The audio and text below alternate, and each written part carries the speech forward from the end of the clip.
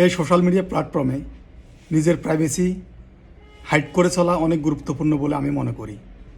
এবং বর্তমানে টিকটক খুবই জনপ্রিয় একটি অ্যাপস এবং খুবই জনপ্রিয় একটি প্ল্যাটফর্ম। এটা সবাই ইউজ করে থাকেন, কেউ বা ভালো কাজে ইউজ করেন, কেউ বা খারাপ কাজে ইউজ করেন, তবে সেটা নির্ভর করে আপনার রুচির উপর। যাই হোক, মূল কথা ফিরে যাই। সেটা হলো যে টিকটকে আপনি কাকে ফলো করতেছেন।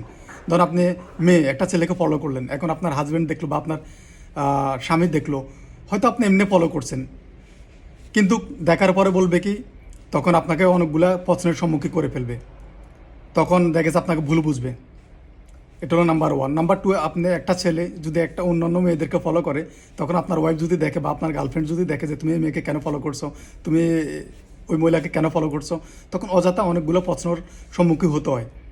এবং কিন্তু হয়তো মানুষ এমনি ফলো করতেই পারে ভালো লাগলে, কিন্তু এটাকে হয়তো মানুষ অন্য মাইন্ডে নিতে পারে। এই জন্য আপনার প্রাইভেসি আপনি কীভাবে হাইড করে রাখবেন টিকটকে, সেটা আজকে আমি আপনাদেরকে স্টেপ বাই স্টেপ দেখাবো। চলেন তাহলে টিকটকে আপনি কাকে ফলো করতেছেন এবং কাকে ফলো করছেন সেটা হাইড করে রাখুন।